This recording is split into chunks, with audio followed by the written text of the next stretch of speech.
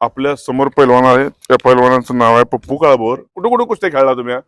मी 2 शालेय राष्ट्रीय स्पर्धा खेळलो. हा. एक ज्युनियर राष्ट्रीय स्पर्धा खेळलो. हा. आणि महाराष्ट्र केसरीला 3 वेळा पिंपरी चिंचवड शहरातून प्रतिनिधित्व केलं महाराष्ट्र केसरी स्पर्धेत. आणि 97 किलोला 2दा खेळलो पिंपरी चिंचवड. मला राजाराम मुगदुमची माझी कुस्ती आलती. राजाराम कोल्हापूरचे राजाराम मुगदुम बरोबर. त्यांची माझी कुस्ती आलती. ग्रीक रोमनला माझं रौप्य पदक म्हणला राज्याला स्कूल नॅशनल आहे आणि एकदा ज्युनियरची नॅशनल आहे. बिराजदार मामा यांच्या संकुलनात तुम्ही खेळला बरोबर? त्यांच्या अंडरमध्ये तुम्ही खेळला. बिराजदार मामांचं शिक्षण कशा पद्धतीत होतं सर? लय भारी शिक्षण त्यांचं, म्हणजे शिक्षण एवढं भारी होतं ना. एकदम साधा माणूस हो, एकदम चांगले. असे वस्ताच भेटणं म्हणजे आमचं सौभाग्य होतं. एवढं भारी वस्ताच होते बिराजदार मामा, एकदम चांगले गुरु होते एकदम. आणि कधी त्याच्या शिव्या वगैरे देणे कधीच नाही, कधीच नाही, शिवी कधीच नाही. आणि कधी पैलवानांच्या फी सुद्धा घेतली नाही कधीच नाही.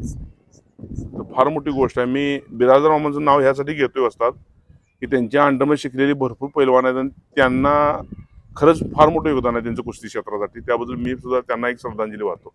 धन्यवाद साहेब, नमस्कार.